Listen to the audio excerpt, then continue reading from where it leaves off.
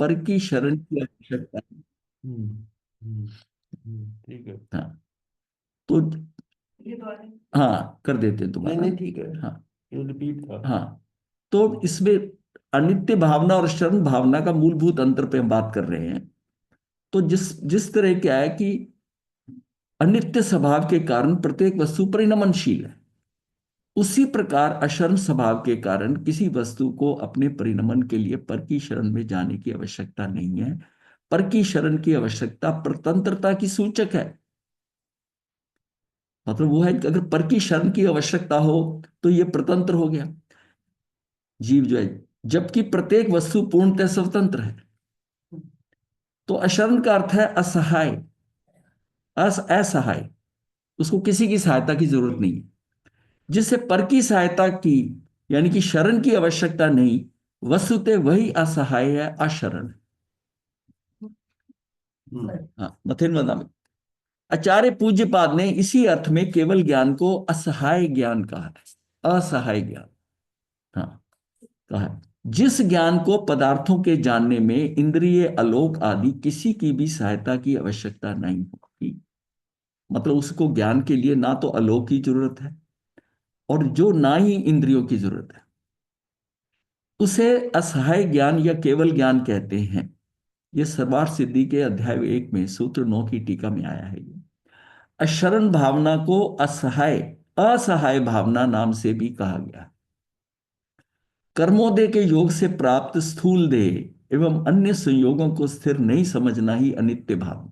ये बात हमें क्लियर हो गई कि कर्मोदय के योग से प्राप्त ये स्थूल देह किस लिए, कर्मों के कार्बन शरीर के कारण ही ये प्राप्त है हमें स्थूल देह। और अन्य संयोगों के को स्थिर नहीं समझना कि वो स्थिर नहीं है, समझना ही अनित्य भावना है। प्रति समय परिवर्तन हो रहा है, बाह्य स्थिति में भी परिवर्तन हो रहा है, शरीर में भी परिवर्तन हो रहा है। सिर्फ मेरी आत्मा में जो है ना, आत्मा में जो परिवर्तन ध्रुवता है, परिणमन उसमें भी हो रहा है, उत्पाद व्यय उसमें भी हो रहा है, जो पर्याय हो रही हैं, पर उसमें नित्यता भी है, नित्यता भी है, ध्रुव है। आत्मा जो है ऐसे द्रव, द्रव के अनुसार वो ध्रुव है, गुणों के हिसाब से ध्रुव है। और पर्याय जो है वो उसकी अनित्यता है, प्रति समय की पर्याय अलग अलग है। अपने गुणों को पहचाने, सत्ता को देखे, अनुभव करें, द्रव्य दृष्टि के विषय में स्थिर हो जावे। एक द्रव्य दूसरे द्रव्य की सहायता नहीं कर सकता, ये स्वीकार करें। यही भाव अशरण भावना है। जब एक द्रव्य दूसरे एक द्रव्य को का कुछ नहीं कर सकता, ना मेरा भला कर सकता है ना बुरा कर सकता है, मैं उसका नहीं कर सकता, तो मैं अगर वो मेरा कुछ नहीं कर सकता तो मुझे शरण कैसे देगा वो, कुछ नहीं कर सकता। सभी द्रव्य स्वतंत्र हैं अपने में, उसको किसी की अपेक्षा नहीं, किसी की अपेक्षा नहीं कि कोई उसमें आकर कुछ करे। मात्र संबंध है निमित्त नैमित्तिक, इतना हो सकता है, निमित्त नैमित्तिक का संबंध हो सकता है। दो द्रव्य के बीच में यह संबंध हो सकता है कि वो उसका निमित्त बन जाए। पर जो कुछ नैमित्तिक है ना, वो करना उसी द्रव्य में ही है। एक द्रव्य ने अगर निमित्त बना तो दूसरा निमित्तिक है, वो उसमें कुछ जाकर नहीं कर सकता, वो अपने ही अनुसार होगा, हाँ योग्यता से। तो ये बात जो हमें समझ में आती है, जब एक द्रव्य में कार्य होता है तो कर्ता कर्म का होता है, कर्ता कर्म, वो कर्ता और कर्म एक ही द्रव्य में होगा। और अगर दो द्रव्य हो जाएंगे तो नैमित्त नैमित्तिक संबंध होगा। इसलिए हम कहते हैं कि एक दूसरे से लिंक है, अदरवाइज दोनों ही, दोनों है ना वो स्वतंत्र है पूर्ण रूप से, कुछ नहीं कर सकता। तो जब कुछ नहीं कर सकता तो मुझे कोई कौन शरण देगा, कोई शरण नहीं देगा, मेरे लिए कोई कुछ नहीं कर सकता। यह भाव अशरण भावना है। अशरण अहस्तक्षेप का सूचक है, कोई हस्तक्षेप नहीं कर सकता, हाँ बिल्कुल नहीं कर सकता। किसी भी द्रव्य के परिणमन में किसी अन्य द्रव्य का रंच मात्र भी हस्तक्षेप नहीं चलता, वो उसमें नहीं करता। कोई व्यक्ति कितना भी शक्तिशाली क्यों ना हो, वह अन्य द्रव्य के परिणमन में हस्तक्षेप नहीं कर सकता। कितना भी शक्तिशाली। हाँ, नहीं, अपने शक्तिशाली अपने लिए भी तो कौन है जीव, अगर बाहर पुद्गल पदार्थ है उसमें उसमें क्या होगा, कुछ नहीं होगा। तो कोई व्यक्ति कितना भी शक्तिशाली क्यों ना हो, अन्य द्रव्य के परिणमन में हस्तक्षेप नहीं करता। परिणमन किसी के द्वारा नहीं हो सकता, अपना ही होगा। इसका मतलब है कि सारा बात है उपादान की हो गई ना। उपादान जिस जीव का जैसा है, जैसी उसकी योग्यता है, स्वयं की योग्यता है, जो भी कार्य होना है उसी योग्यता के अनुसार होना है, उसी योग्यता के अनुसार। हाँ, कुम्हार कितना भी एक्सपर्ट आ जाए, भाई कहे कि मैं तो घड़ा इतना बढ़िया बनाता हूँ, ये बनाता हूँ, मिट्टी जो है ना, जो दूसरा में, उसमें वो योग्यता नहीं है घड़े बनने वाली, तो कुम्हार कितना भी एक्सपर्ट है वो कुछ नहीं कर सकता। घड़ा अगर बनना है तो मिट्टी की योग्यता से बनना है, और मिट्टी का ही बनना है। वो तो निमित्त मात्र है, उन्होंने तो आके निकल जाना है निमित्त ने। हाँ, तो मेन तो द्रव्य जो है जो परिवर्तित होगा, वही द्रव्य परिवर्तित होकर उस वो वहां से निकल नहीं सकता, वो वहीं का वहीं रहेगा। इसलिए कर्ता और कर्म संबंध उन्हीं का ही है। मतलब व्याप्य और व्यापक जो है वो भी उसमें आ जाता है, कर्ता कर्म भी आ जाता है, कर्ता कर्म भी आ जाता है। हाँ। शक्तिशाली क्यों ना हो, वो अन्य द्रव्य के परिणमन में हस्तक्षेप, वस्तु के इस स्वभावगत विशेषता का चित्रण एवं पर्यायों की स्वतंत्र क्रम नियमित परिणमन का चिंतन ही अशन भावना का मूल है। वस्तु के इस स्वभावगत विशेषता का चित्रण, जो भी ऊपर करा है कि एक द्रव्य दूसरे द्रव्य का कुछ नहीं कर सकता, एवं पर्यायों के स्वतंत्र, पर्याय जो है वो क्रम नियमित है, वो क्रम से आ रही है, क्रम से नियमित परिणमन का चिंतन ही, उनका चिंतन ही अशरण भावना का मूल है। निमित्तों की अकिंचित कर्ता, अकिंचित कर्ता का सशक्त दिग्दर्शन ही अशरण भावना का आधार है। अकिंचन आपको पता है, अकिंचन बताया कि जो किसी, हाँ मतलब जिसको कई शब्द है उसके मीनिंग है, बिल्कुल गरीब को क्या देते हैं, बिल्कुल अकिंचन है। हाँ, फक्कड़ जिसे कहते हैं, गरीब है? हाँ, वो अपरिणीत तो उसकी अलग चीज वो और है बात है। वो फक्कड़ किस्म का आदमी जो है ना, यहाँ जो मीनिंग आएगा ना कि ये निमित्त कुछ कर नहीं सकते, कुछ कर नहीं सकते, उनके हाथ में कुछ नहीं है। ये अकिंचित कर्ता का सशक्त दिग्दर्शन अशरण भावना का आधार है। कोई बचा नहीं सकता, मतलब निमित्त भी कुछ नहीं कर सकते, कोई बचा नहीं सकता का अर्थ है कि और क्या हो सकता है, मतलब कोई बचा नहीं सकता का अर्थ और क्या हो सकता है कि इसमें यह अशरण है, तो कोई बचा नहीं सकता, तो अर्थ क्या है, अनित्य भावना का केंद्र बिंदु है, मरना सबको एक दिन अपनी अपनी भार। ये अनित्य भावना का केंद्र बिंदु था। और अशरण भावना कहती है मरते ना बचावे कोई, मरते ना, हाँ ना बचावे कोई। ये दोनों भावनाओं में मूलभूत अंतर है। यद्यपि अनित्य और अशरण भावना संबंधी उपलब्ध चिंतन में देह के वियोग रूप मरण की ही चर्चा अधिक है, तथापि इनकी विषय वस्तु मृत्यु की अनिवार्यता तक ही सीमित नहीं है, अपितु उनका विस्तार असीम है, क्योंकि उनकी सीमा में सभी प्रकार के संयोगों और पर्यायों की अस्थिरता एवं अशरणता आ जाती है, सभी की। मतलब है कि उनकी सीमा में सभी प्रकार के संयोग और पर्यायों की अस्थिरता एवं अशरणता आ जाती है। जब हमें पहले जाना था ना, अनित्यता, अशरणता जो है, नित्यता, अशरणता और संसार भावना, ये जो भावनाएं हैं ये क्या है, ये संयोगों से दूर कराती।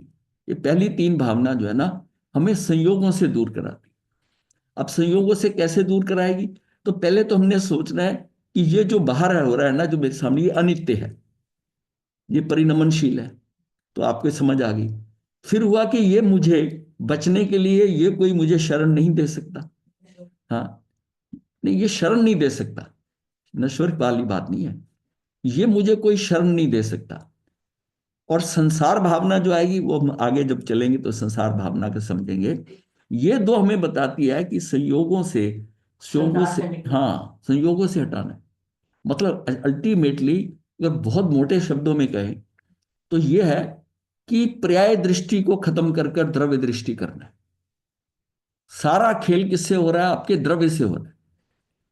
हम कोई पर के साथ नहीं कर सकते, पर हमारा कुछ नहीं कर सकता, पर्याय कुछ नहीं कर सकती, पर्याय कुछ नहीं कर सकती। जो कुछ होना है वो मेरी उपादान, मेरे उपादान के कारण। तो मैं किसी की तरफ क्यों देखूं कि ये मेरी हेल्प करे, मुझे मतलब ये बचा लेगा या ये मेरी हेल्प करे, कोई नहीं कर सकता। उसका अपनी में होना, सभी प्रकार के संयोगों तथा पर्यायों की स्थिरता एवं अशरणता आ जाती है, इसमें सारा कुछ आ जाता है। मृत्यु संबंधी अधिक चर्चा का हेतु मनुष्य की मृत्यु के प्रति अत्यधिक संवेदनशीलता ही है। सारा खेल कहाँ आता है? जन्म का मतलब सारा जो जीवन चल रहा है मृत्यु संबंधी जो है ना हर बात में, कि वो उसमें अंत है। मनुष्य की मृत्यु के प्रति अत्यधिक संवेदनशीलता है। मनुष्य मृत्यु के प्रति जितने संवेदनशील देखे जाते हैं उतने किसी अन्य परिवर्तन के प्रति नहीं। ये जो जीना और मरना है, जीवन और मरण है, इसके लिए बहुत ज्यादा संवेदनशील है। और चीजों के लिए भी संवेदनशील है, पर यह सबसे ज्यादा, जन्म होना और उनका मरण होना, तो वो संवेदनशील है देखे जाते, उतने किसी अन्य परिवर्तन के प्रति नहीं। संवेदनशील बिंदुओं को स्पर्श कर हम जागृत जागृत करते हैं, क्योंकि मर्म स्थल पर की गई चोट निष्फल नहीं जाती। ये जो बात है ना, संवेदनशील जो जितने बिंदु हैं उनको स्पर्श करके हम क्या करते हैं, हम ये जागृत कर रहे हैं कि मर्म स्थल पर की गई चोट निष्फल। यही कारण है कि संत मृत्यु की अनिवार्यता एवं अक्षरता संबंधी मर्म भेदी सत्य को मार्मिक ढंग से कल्पना लोक में विचरने की वृत्ति को झकझोर कर तोड़ देना चाहते।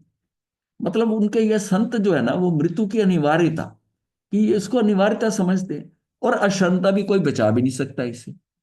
आनी जरूर है मृत्यु, और कोई इसमें बचा भी नहीं सकता। तो ये मर्म भेदी सत्य को मार्मिक ढंग से कल्पना लोक में विचरने की वृत्ति को झकझोर कर तोड़ देना चाहती है। ये जो मैं अमर हो जाऊं, ये कल्पना लोक का क्या, मेरा ऐसा हो जाए, ये मेरा इस तरह कर दे, सारा क्या कल्पना लोक में। कोई कुछ नहीं करेगा, जो जैसी परिणमन होना है वो होना ही होना है। अनित्यता है ही है, परिणमनशीलता भी है, और परिणमन के अंदर उसको किसी पर का सहयोग नहीं मिलेगा। वो तो उसको ये समझता है कि इसमें मेरा कोई कुछ नहीं कर सकता, कोई कुछ नहीं कर सकता। प्रयत्न करके देखें, शायद बच जाए। अब ये आम भावना होती है कि प्रयत्न करके देखें, शायद बच जाए, कोई बचा ले, कोई बचा ले। अब ये भी क्या है, तो ये इसका मतलब ये हुआ कि उसको अभी भी है कि कोई ना कोई शरण दे सकता है मुझे, कोई बचा ले। इस प्रकार की संशयात्मक वृत्ति को या इसी प्रकार का रागात्मक विकल्पों को जड़ मूल से उखाड़ फेंकने की चिंतनात्मक वृत्ति ही अशरण भावना है। ये जो चिंतन आगे चले, अंदर चले, कि मुझे कोई बचा नहीं सकता, इसको तो कहते हैं जड़ मूल से उखाड़ फेंक। ये चिंतन कि तेरी उसने हेल्प नहीं करी, कोई किसी की हेल्प नहीं करता, ना ही कर सकता है, करता नहीं है, वो कर नहीं सकता। अनित्य या अशरण भावना के संदर्भ में मृत्यु की अनिवार्यता और अशरणता की चर्चा समस्त संयोगों और पर्यायों के वियोग की अनिवार्यता एवं अशरणता के प्रतिनिधि के रूप में ही समझना चाहिए।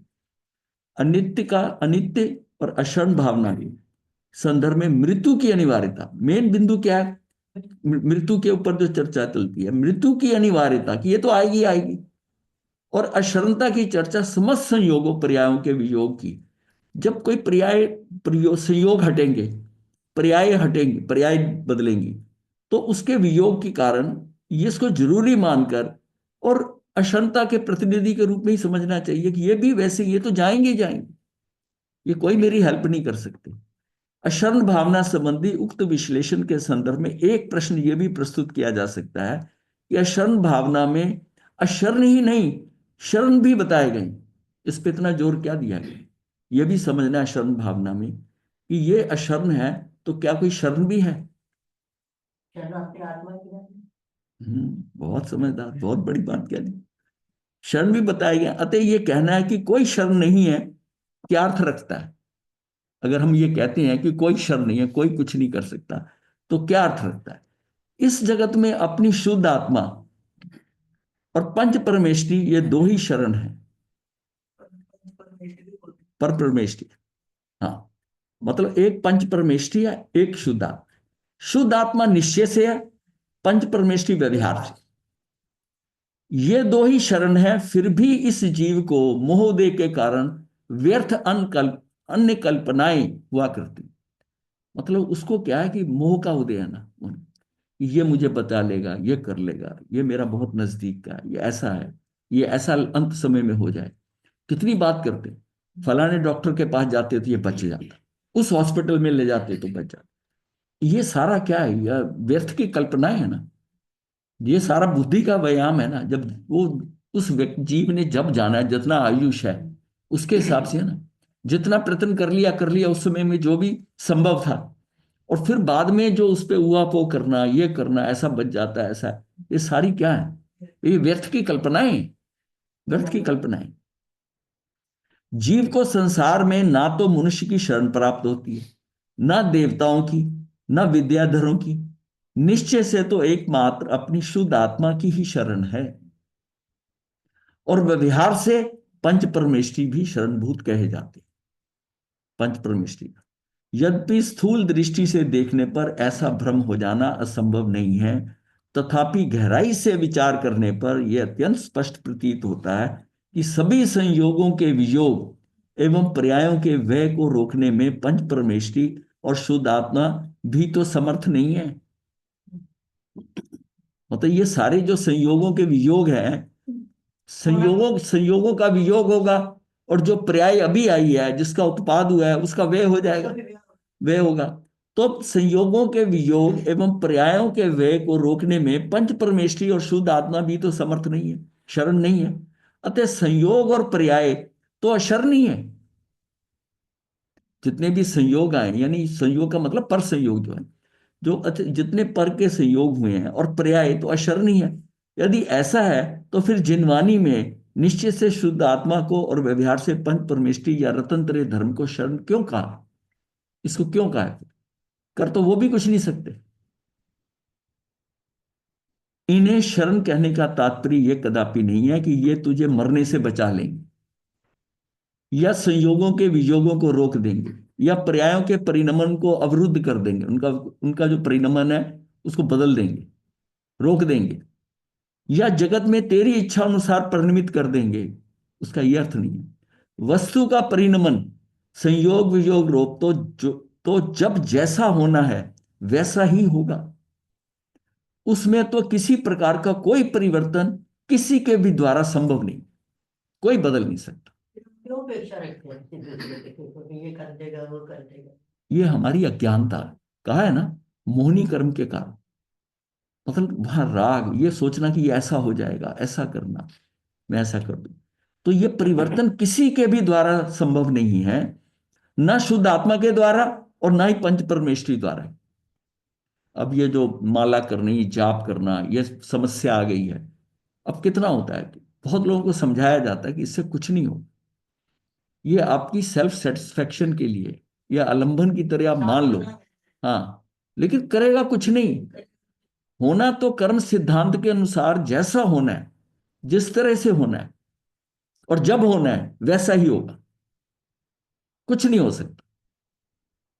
लेकिन उसमें क्या है कि वो आकुलता व्याकुलता होती है ना, कुछ तो आलंबन चाहिए, किसी पे तो भरोसा चाहिए। अगर ये आदमी सोचे कि मैं कोई कुछ नहीं कर सकता, किसी का नहीं कर सकता, तो ठीक है। लेकिन फिर क्या है कि मन के अंदर वो आकुलता व्याकुलता रहती। लेकिन अंत समय तक चाहे नहीं होना, उसको भरोसा है कि यहां से हो जाएगा। ये हमारी दृष्टि में रहता है, कोई ना कोई तो होगा, सांत्वना मिल जाती है ना, सांत्वना मिलती है। हाँ, ऐसा है ना, अगर बचना होगा तो कोई निमित्त आएगा, निमित्त आएगा, तब भी होगा तो अपने कारण ही। लेकिन निमित्त आता तो हम सोचते हैं इसने बचा लिया। अंत समय में लास्ट मोमेंट पे इस डॉक्टर ने एक ऐसा इंजेक्शन दिया कि मरीज बच गया। और ऐसी सी घटनाएं बताते हैं कि ये डॉक्टर विदेश से यहाँ आया था किसी मीटिंग में, उसको पता चला एक ऐसा ऑपरेशन है, उसको बुलाया गया और उसने एक इंजेक्शन बताया और वो ठीक हो गया। अब वो उसको कहते हैं इसका भाग्य, या उसने आकर बदल दिया। जीव का भी आयुष है, कोई तो निमित्त आएगा उसको वहां से निकालने के लिए। न शुद्ध आत्मा के द्वारा, न पंच परमेष्ठी के द्वारा। हाँ, ये बात अवश्य है कि परिवर्तन करने के संकल्प विकल्पों में उलझे आकुल व्याकुल प्राणी यदि शुद्ध आत्मा या पंच परमेष्ठी का आश्रय लें, तो तत्संबंधी आकुलता व्याकुलता से मुक्त अवश्य हो सकती है। उस दौरान उनकी जो है ना आकुलता व्याकुलता जो है ना, उन्हें किसी पे भरोसा हो गया, चाहे किसी का झूठा ही भरोसा हो कि ये मुझे बचा सकता है, ये ऐसा कर सकता है, ये परिवर्तन कर सकता है। बस इतना जरूर है कि उसकी जो आकुलता व्याकुलता से वो मुक्त हो सकता है उस समय तक। परिणाम कोई बदल नहीं सकता। शुद्ध आत्मा और पंच परमेष्ठी की शरण का मात्र यही आशय है कि इससे अधिक और कुछ नहीं है, कि आपकी आकुलता व्याकुलता कम हो जाएगी। दोनों बातें अत्यंत स्पष्ट रूप से भिन्न हैं। दोनों बातें कौन सी भिन्न है? मृत्यु से बचने के लिए शरण खोजने की बात, ये एक बात है, और आकुलता व्याकुलता से बचकर सुखी होने के लिए शरण खोजने की बात। दोनों शरण अलग हैं। एक तो मृत्यु से बचने के लिए, और दूसरा क्या है कि आकुलता व्याकुलता से बचकर सुखी होने के लिए शरण खोजने की बात। जिस कारणवश लोग मुनि महाराज के पास जाते हैं कि ऐसी ऐसी समस्या है, वो कोई पाठ बता देते हैं, माला बता देते हैं, उसमें ये दूसरे नंबर की जो है ना उसकी आकुलता व्याकुलता ये खत्म हो जाएगी। आकुलता, हाँ विश्वास हो हाँ, जाएगा आकुलता व्याकुलता से बचकर सुखी होने के लिए शरण खोजने की बात है। ये उसकी आकुलता व्याकुलता का हल हो जाएगा।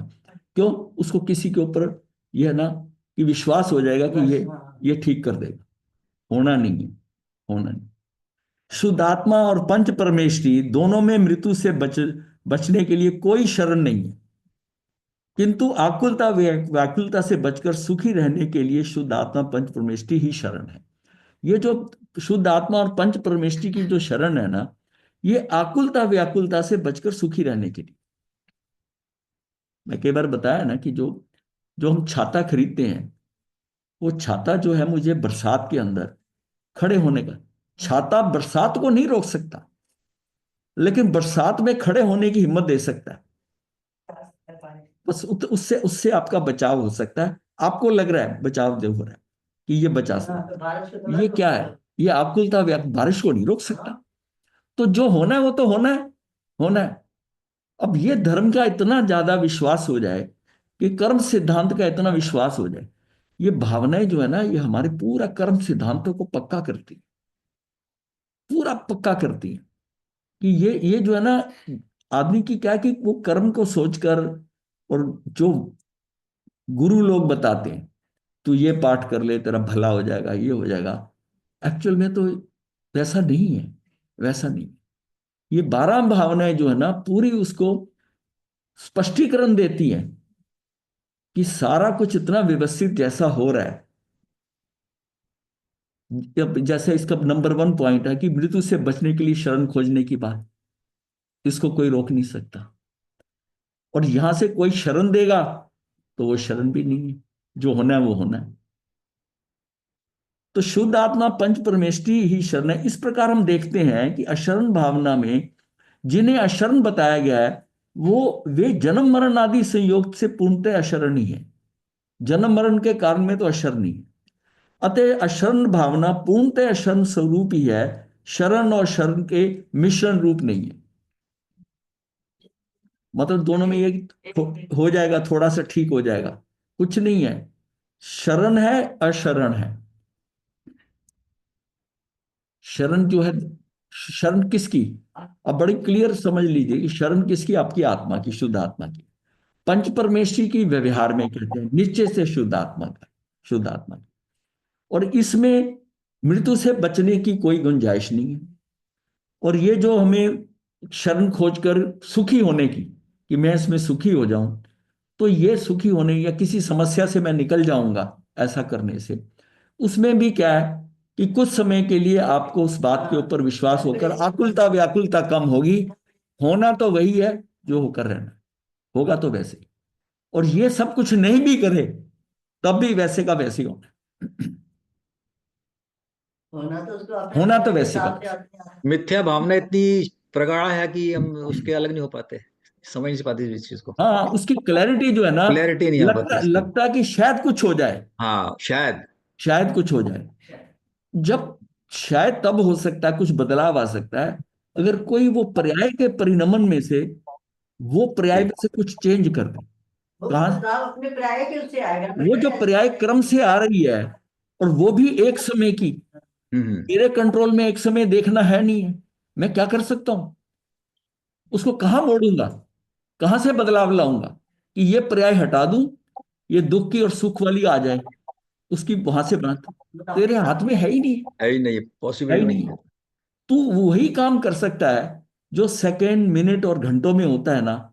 उसमें तो थोड़ा आपको वो भी महसूस हो रहा है आपको, लेकिन जो खेल ही एक एक समय में हो रहा है, और आंख झपकते असंख्यात समय आ जाते हैं, तो तेरा क्या है कि तू समझ नहीं पा रहा कि तेरा ये तुझे इसमें से आउट कर दिया गया। ये व्यवस्था जो है ना, मैं अपने पुरुषार्थ से कुछ बदल दूंगा, ये कर दूंगा, वो कर दूंगा, कुछ नहीं होगा। सारा समय कितना व्यवस्थित है उसमें, और इतना फास्ट है कि तेरी तेरे तेरी कैपेसिटी के बियॉन्ड है कि तू उसमें कुछ ले। और फिर भी आकुल व्याकुल, कोई मेरी मदद कर दे, कोई बुला दे, कोई ऐसा कर दे। उम्मीद रखते हैं उसमें ना। उसने उम्मीद नहीं है। ये जो टेंशन है, अब ये देखा है कि क्यों जीव जो है आर्त ध्यान करता है, कि जैसा वो सोच रहा था वैसा हुआ नहीं, और फिर उसको अगर बर्दाश्त नहीं कर पाता तो रौद्र ध्यान में जाता है। मैं कहता हूं कि उस सिचुएशन में अगर शांत हो जाता है कि इसमें कुछ नहीं हो सकता जो जैसा है, और अपने में रहता है, तो वो आर्त ध्यान और रौद्र ध्यान से निकलकर धर्म ध्यान में आ गया। समता भाव रख ली तो वो धर्म ध्यान में आ गया। अब हर समय जीव को चारों ध्यान में से कोई ध्यान तो होगा, और ज्यादातर हम आर्त ध्यान में फंसते हैं। आर्त ध्यान में फंसते हैं। हाँ, आर्त ध्यान के बाद अगर थोड़ा आगे बढ़ जाते हैं तो रौद्र ध्यान में हो जाता है। इससे हमारी गतियां खराब हो जाती हैं। आर्त ध्यान से रौद्र ध्यान से, रौद्र ध्यान से वो जीव जो है नरक की तरफ बढ़ता है। ज्यादातर ये दोनों में रहेंगे। ज्यादातर इसी में रहता है। आर्त ध्यान रौद्र ध्यान इसमें चलता है।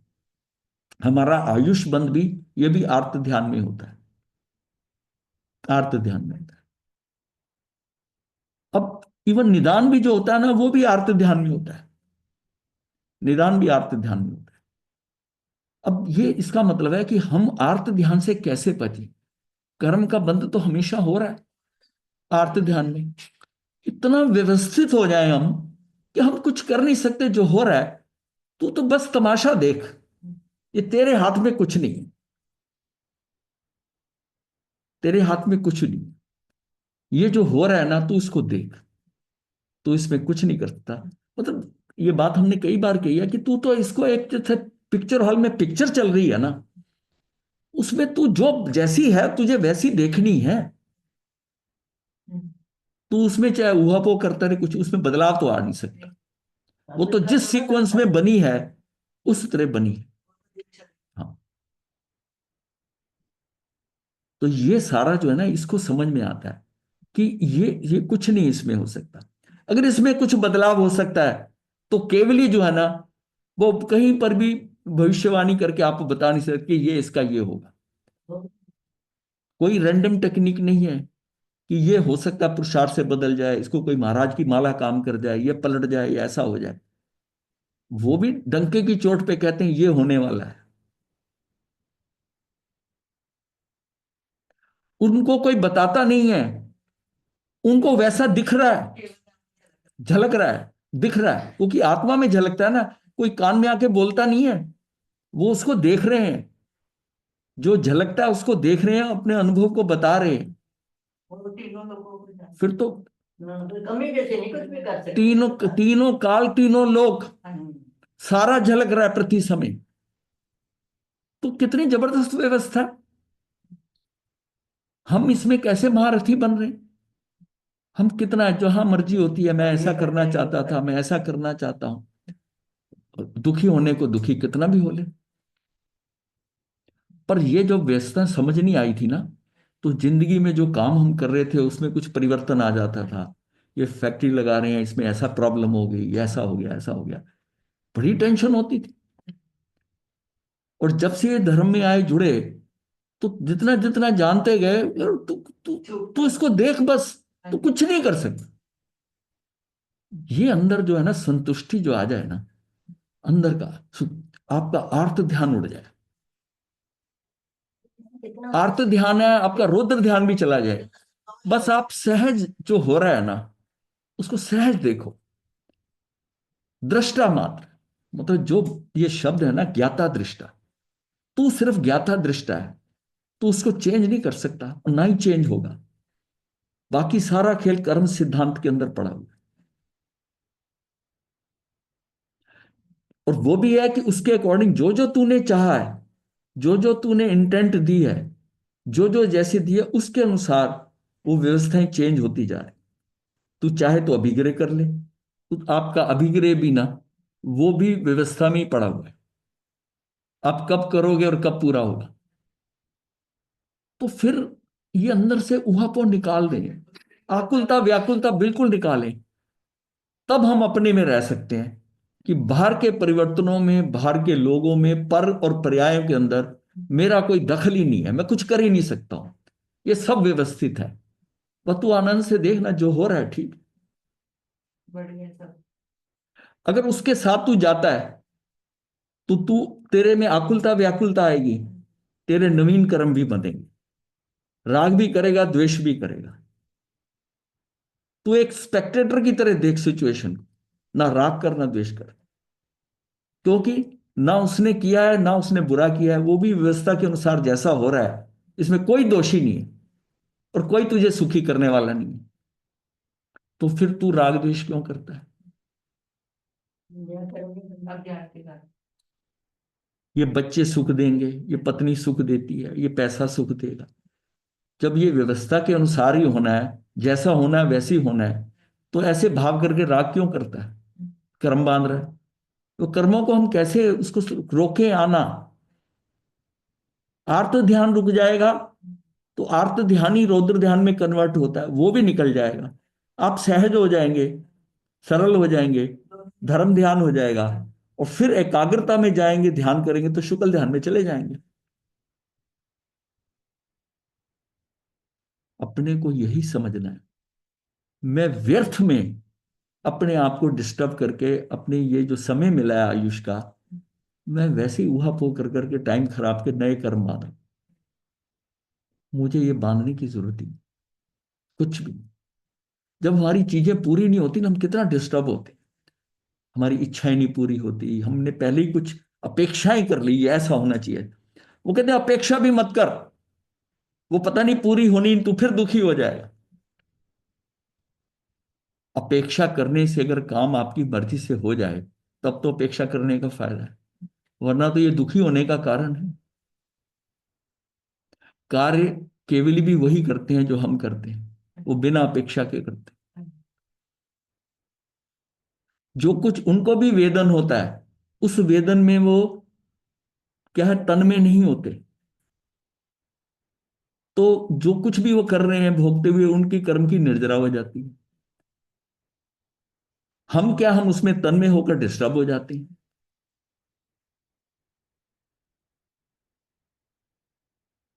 यही फर्क है सिर्फ,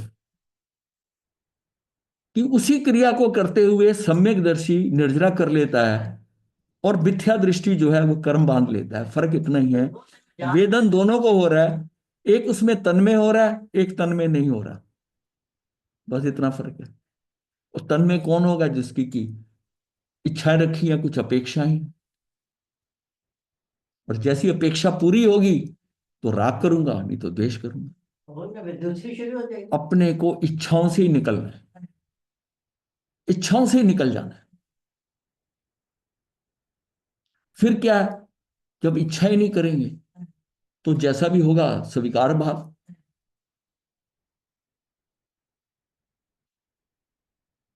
मतलब ये शरण और शरण जो है मिश्रण रूप नहीं है। यदि अशरण भावना अशरण रूप ही है, तो फिर उसमें शरण की चर्चा ही क्यों की गई है। इस अनावश्यक चर्चा से व्यर्थ के भ्रम खड़े हो जाते हैं। जरा समझें, ये चर्चा अनावश्यक नहीं है, अत्यंत आवश्यक है।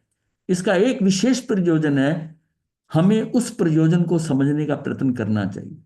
अशरण भावना का मूल प्रयोजन है संयोग और पर्यायों की अशरणता का ज्ञान कराकर दृष्टि को वहां से हटाकर स्वभाव सन्मुख ले जाना। इसी प्रयोजन की सिद्धि के लिए संयोगों और पर्यायों को अशरण बताया गया है, बताया जाता है। और इसी प्रयोजन की सिद्धि के लिए शुद्ध आत्मा और पंच परमेष्टि को शरणभूत या परम शरण बताया जाता है। अब दोनों में देखो ना ऐसे ही, अगर मुझे सारा दृष्टि मेरी बाहर से हटेगी कैसे, मेरी कोई अपेक्षा नहीं, कुछ नहीं, जो होता हो जाएगा, मैं तो अपना अंदर हूं। कोई फर्क नहीं पड़ेगा। आपको अगर ये पता चल जाए, आपका नौकर या बाहर जिनके ऊपर आपने उस ड्यूटी लगाई है, वो उन्होंने परफेक्ट काम करना है, आप निश्चिंतता से सो जाओगे, रेस्ट करोगे, उसका ध्यान नहीं जाएगा, क्योंकि आपको विश्वास है। पर इस तरह क्या लोग में हमें विश्वास है कि बाहर सब कुछ ऐसे ही होना है, मुझे टेंशन लेने की क्या जरूरत है। तो ऐसा है, अपने लिए तो हम ऐसा सोच लेते हैं, ये काम करके ही आएगा, ऐसा है। मैं कह रहा हूं जब व्यवस्था में पड़ा हुआ काम होगा ही, तो टेंशन किस बात की। आपको उस समय जो ठीक लगता करें, और उसके परिणामों को ना, उसकी उसमें अपेक्षाएं लगाकर ना, और परिणाम भी डिसाइड कर लेते हैं हम पहले,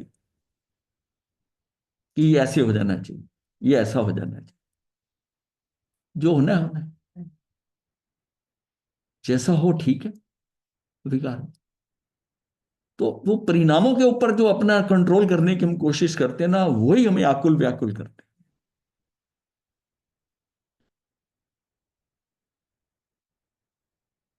अंतर मात्र इतना है कि संयोगों और पर्यायों की अशरणता दृष्टि को उन पर से हटाने के लिए बताई जाती है। शुद्ध आत्मा को शरणभूत दृष्टि को उस पर केंद्रित करने की प्रेरणा देने के लिए बताया जाता है।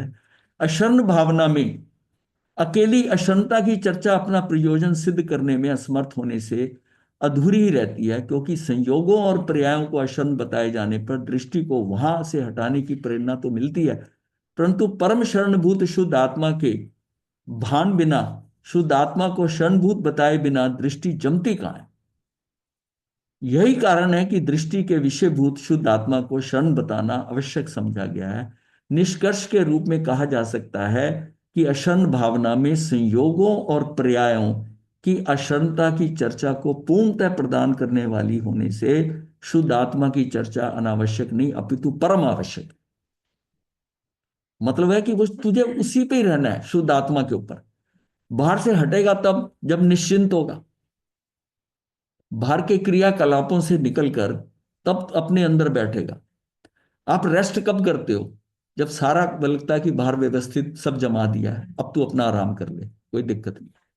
इसी तरह ही आत्मा के अंदर, शुद्ध आत्मा में आप जाकर आराम करो, कि जो बाहर का कार्यक्रम मैं उसमें कुछ नहीं करता, जो होता है हो जाए, जिसका जैसा भी होता है। और हमारी अपेक्षाएं क्या है कि ये तो मेरा बेटा ये इंजीनियर बन जाए, बेटी डॉक्टर बन जाए, ये मेरा ऐसा घर बन जाए, मेरा ऐसा मकान बन जाए, ऐसा करे। वो कितनी चीजों को दिमाग में पाल लेता है, पाल लेता है, पर अंततः होता क्या है। फिर दुखी होते हैं जो वो इसी बेटे को में इंजीनियर बनाना चाहता था, वो वो डॉक्टर वो बन गए। डॉक्टर वो पढ़ ही नहीं पा रहा, पढ़ ही नहीं पा रहा। मतलब सारी चीजें जो है ना, उसके अपने हिसाब से होनी है। आपकी अपेक्षाओं से, चाहने से क्या होती है, कहीं नहीं होती।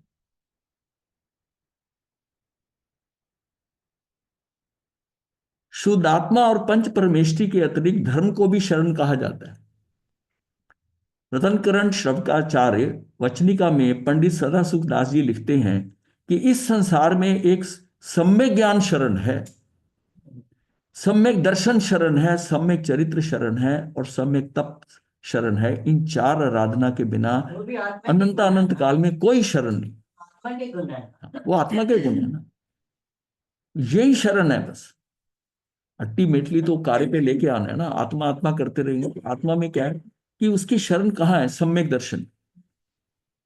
और सम्यक दर्शन है तो सम्यक ज्ञान भी हो गया, सम्यक ज्ञान है तो फिर दोनों उसके कारण धीरे धीरे सम्यक चरित्र में भी आ जाएगा, और सम्यक तप भी करेगा। ज्ञान के घनी पिंड आनंद के कण परम शरण भूत निज परमात्म तत्व में से अपरिचित प्राणी प्राप्त पर्याय और संयोगों में ही तन्मय है। वे पर्यायों के परिवर्तन और संयोगों के विघटन से निरंतर आकुल व्याकुल हो रहे हैं। ये जो हमने अभी बात किया है कि सारा जो है ना, वो संयोगों के विघटन, ये हट जाए, ऐसा आ जाए, ये रह जाए, ये मुझे प्रिय है ये रह जाए, ये अप्रिय है ये अभी चला जाए, ये हट जाए। तो क्या खेल है कि हम अपनी तरफ से क्या है कि जैसे एक बिसात बिछी हुई है ना, उसके ऊपर गोटियां हैं, और हम अपनी मर्जी से कि भाई मैं इसका ये हो जाए, इसका ये हो जाए, अपनी गोटियां बिछाकर और वो भ्रमित होकर उस खेल को खेल रहे हैं। खेल खेल कि ये ऐसा हो जाए, ये ऐसा हो जाए। दूसरी साइड से दूसरा भी खेलने वाला है ना, वो क्या, कौन है? वो कर्म सिद्धांत। सब कुछ सिस्टम में पड़ा हुआ है। जो जो जैसे होना है वैसा होगा।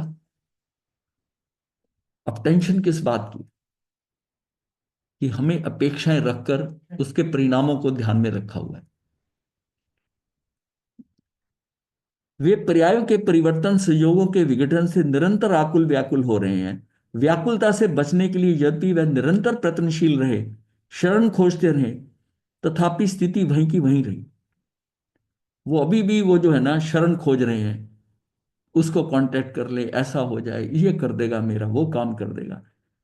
वो वही की वही रही, रहनी थी, क्योंकि स्वयं मरणशील अशर्म स्वभावी पर्यायों और संयोगों को शरण कौन दे, कैसे दे, क्यों दे?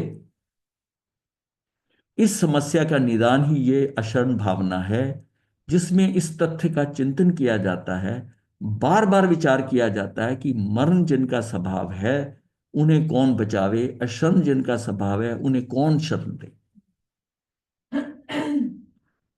उनका विघटन तो अनिवार्य है। इस सत्य की स्वीकृति में ही शांति है, आनंद है। यदि शांति और आनंद की चाह है तो आनंद के धाम और शांति के सागर आत्म स्वभाव में समा जाओ, वही परम शरण है। जब बाहर का कोई कार्य मैं कर ही नहीं सकता, तो मैं फिर अपना आराम करूंगा। जहां पर आपकी चलती नहीं हो, बाहर में कोई ऐसी व्यवस्था है कि आपकी कोई माने नहीं, कोई चले नहीं, तो आप क्या, कोई मुझे क्या लेना देना? और आप अपने अंदर आके बैठ गए। और जहां आपके मन के अंदर यह भाव रहता है कि मैं वहां जाऊंगा तो ऐसा करूंगा तो काम हो जाएगा, ऐसा करूंगा, तो वो इसको क्या कहा है? हम ये करना, जो ऐसा करना है, इधर से करना, हम इसको पुरुषार्थ समझ रहे हैं कि मैं पुरुषार्थ ही ना करूं कुछ। हाँ। वो पुरुषार्थ क्या है जिसका कोई परिणाम तेरे हाथ में नहीं है? और पुरुषार्थ भी वही है जो व्यवस्था के अनुसार पड़ा है, उतना ही होना है। तू शांत रहना, शांत रह। जो तेरे से बनता हो रहा है, दृष्टि परिणामों से हटानी पड़ेगी। कि ये जो है ना, जो हो रहा है बस स्वीकार भाव से। तभी कहते हैं ना, मात्र जानना, सिर्फ जानकारी हो रही है। मात्र जानना मतलब जो हो रहा है ना, जो परिणाम आ रहे हैं, वो व्यवस्था के अनुसार आ रहे हैं, तो उसको देखें, ना आकुल हो ना व्याकुल हो। तो शांति के सागर आत्म सभा में समा जाओ, वही परम शरण है। आत्म स्वभाव की आराधना रूप धर्म भी शरण है, उनके प्रतिपादक देव गुरु शास्त्र भी शरण है। इन सब की शरण में जाने से पर्यायों और संयोगों का विघटन तो नहीं मिट सकेगा, पर तज्जन्य आकुलता और अशांति अवश्य मिट जाएगी। यह जानकर भोगों का वांछा रूप निदान बंध आदि का अवलंबन ना लेकर स्व संवेदन से उत्पन्न सुखामृत के धारक शुद्ध आत्मा का अवलंबन लेना ही श्रेयस्कर है, शरण है। जो इस प्रकार की शुद्ध आत्मा का शरण ग्रहण करता है, वह शुद्ध आत्मा की शरण में उसी प्रकार सुरक्षित हो जाता है, जिस प्रकार वज्र के पिंजरे में, वज्र के पिंजरे में मृग आदि, व्याघ्र आदि सुरक्षित रहते हैं। मतलब उसको बांध, हाँ, वज्र के मजबूत जो है, वज्र रहते हैं। सभी आत्मार्थी जन निज स्वभाव की शरण ग्रहण कर कर अनंत सुखी हों। मतलब यह है कि कहाँ है? निज स्वभाव की शरण, और कहीं शरण है ही नहीं। और कहीं शरण नहीं है, और कहीं कुछ है नहीं है। बाहर सारा कुछ अनित्य है, अशरण है।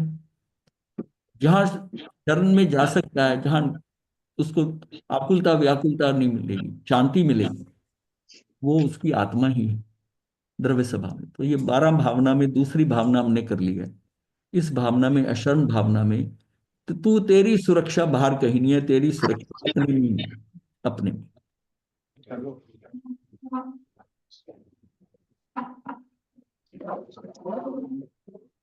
नमो अरिहंतान, नमो सिद्धानम, नमो अय्यरियानम, नमो प्रधानम, नमो लोय सब साहुनम, चतारे मंगलम अरिहंता मंगलम सिद्धा मंगलम साहू मंगलम केवली पनत्तो धम्मो मंगलम चतारी लोगुत्तमा अरिहंता लोगुत्तमा सिद्धा लोगुत्तमा साहू लोगुत्तमा केवली पनत्तो धम्मो लोगुत्तमो चतारी शरणं पवज्यामि अरिहंते शरणं पवज्यामि सिद्धे शरणं पवज्यामि साहू शरणं पवज्यामि केवली पनतं धम्मं शरणं पवज्यामि चारि शरणे सुकरणे मंगल करने सदा ही। कृपा मथे वल्लभ टाटा महाराज हाँ जी।